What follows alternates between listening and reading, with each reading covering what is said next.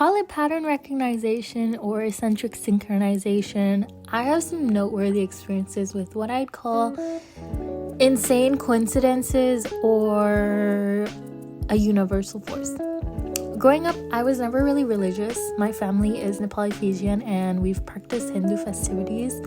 But whenever I'd ask my mom about the meaning of a specific action, like why we would motion our incense clockwise in front of a murti 7 times, out of any other number or direction, I never got answers. For the longest time, I didn't really care for any of it. But as I've gotten older, I've grown to come closer to what feels like God or a universal force.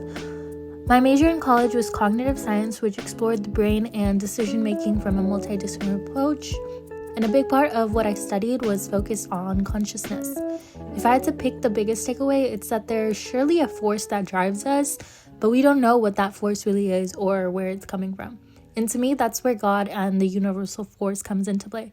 Because while I'm a living being acting in this world, I think that we have so little control over who we are and what we do.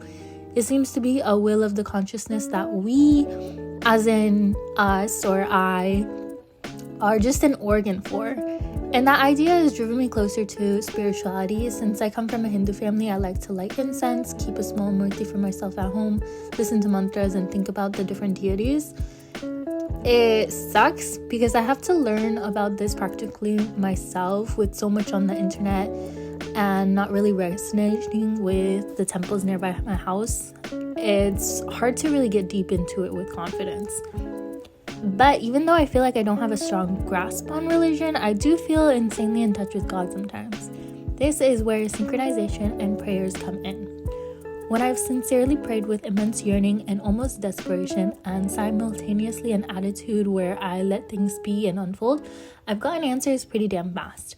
One night I was up, awake, tossing and turning, so I said out loud, if this thing that I want, if it's really for me, show me a red bird.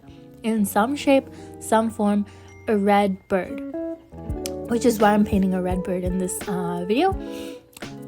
Because guess what? Like a boom from a bomb, I was driving and I soon saw a red helicopter above me. For lunch, I found myself closest to a red robin one afternoon, and I moved states to where the northern cardinals are, so I literally saw a red bird. And it was the craziest to me because it all happened pretty soon after I asked for that sign. Other synchronizations include when I'll be thinking of a topic and I hear complete strangers in a coffee place or school talk about that same niche topic pretty much at the same time as I was thinking about it. Like one time I was thinking about patient rights and boom.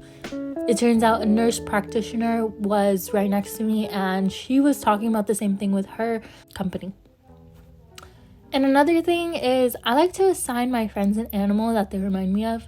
When one of my friendships ended, I was watching a video on YouTube where it randomly mentions a black tiger and how that represented death and grieving in that video. Just like how I was grieving our ended friendship. Another time I was driving calling one of my friends. He and I used to talk about our heritage and background.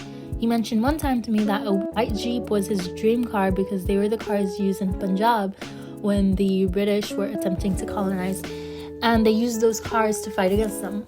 When I called that friend, a white Jeep turned into my lane on the highway right in front of me.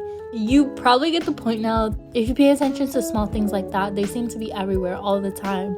You can explain them through magical thinking and connect them to God, or you can brush them off as scientific coincidences. Either way, it's up to you to decide what meaning, if any, you make of them. For me, when I personally notice these synchronicities, I take them as a moment to pause, reflect, and align myself with what feels significance.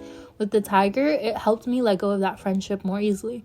When strangers echo my thoughts in random conversations, it reminds me I'm not alone in the things I care about. And with the red bird, it allowed me to step back, stop obsessing and worrying over this thing, and trust that whatever is meant to unfold will do so in its time. And if it comes true, that red bird was literally confirmation.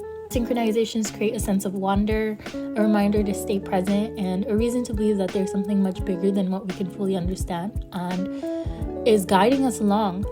Regardless of how much truth or significances these things have, I'll keep paying attention because in those moments I feel connected to that which is beyond me.